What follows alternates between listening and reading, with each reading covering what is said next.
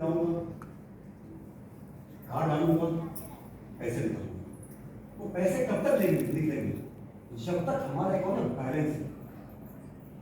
जब बैलेंस समाप्त हो जाएगा, नील हो जाएगा, हम उसमें कार्ड डालें या फिर सिर भी डालें, उसमें से कुछ निकलने वाला नहीं। ठीक उसी प्रकार दान तो अनेकों प्रकार से होता है, जैसे अन्न दान, वस्त्र दान, भूमि दान, अर्थ दान, और एक से दान के हुए इतिहास में, जैसे राजा हरिश्चंद्र सर्वस्व दान में फर्क कर दिया, जैसे दान के कर्ण सब कुछ दान में दे दिया उन्होंने।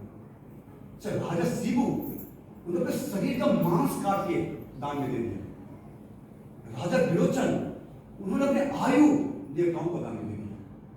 महान महान दान के थे, पर ऐसे दान से शरीर का लाभ हो सकता है। शरीर का लाभ होने से पुण्य कर्म हो सकता है।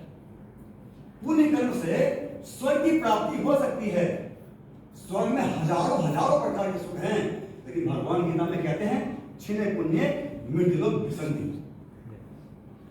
जब पुण्य का अकाउंट समाप्त हो जाता है तो मैं फिर से इसी जन्म मृत्यु चक्कर में डाल दिया जाता है। जैसे उदाहरण, हम भारत से विदेश जाने के लिए पासपोर्ट या वीजा बनाते हैं। उस वीजा पर अवधि होता है कितने समय तक में वहां पर रहना है। जो अवधि समाप्त हो जाता है तो हमें वहां नहीं रहने दिया जाता, फिर से भारत भेज दिया जाता है।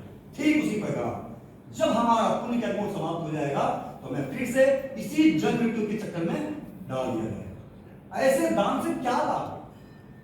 इसका यह नहीं है कि दान नहीं करना चाहिए, दान अवश्य करना चाहिए। उस दान को भगवान की सेवा में करना चाहिए। यदि भगवान को सेवा में दान लगाते हैं, भगवान प्रसन्न हो जाएंगे, सारे चराचर जीवात्मा स्वतः संतुष्ट। ज्ञान दान करना चाहिए, जैसे स्कॉन के माध्यम से ज्ञान दान करते हैं। शरीर आत्मा का भेद बताते हैं कि मैं शरीर नहीं, मैं आत्मा हूं। आत्मा शरीर से ज्यादा महत्वपूर्ण है।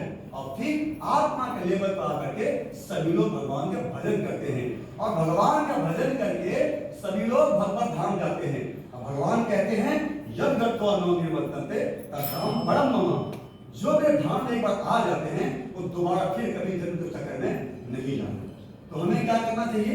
दान, विद्या दान, भगवत गीता का दान करना चाहिए। जिस संसार में सभी लोग गीता पढ़ करके प्रबुद्ध हो रहे हैं, शरीर आत्मा के भेद को जान करके भगवान के धाम जा रहे हैं, और भगवान के धाम को चले जाते हैं, दोबारा फिर संसार में कभी नहीं आते। तो हमें ज्ञान दान, विद्या दान और भगवान के दान करना चाहिए। हरे कृष्णा।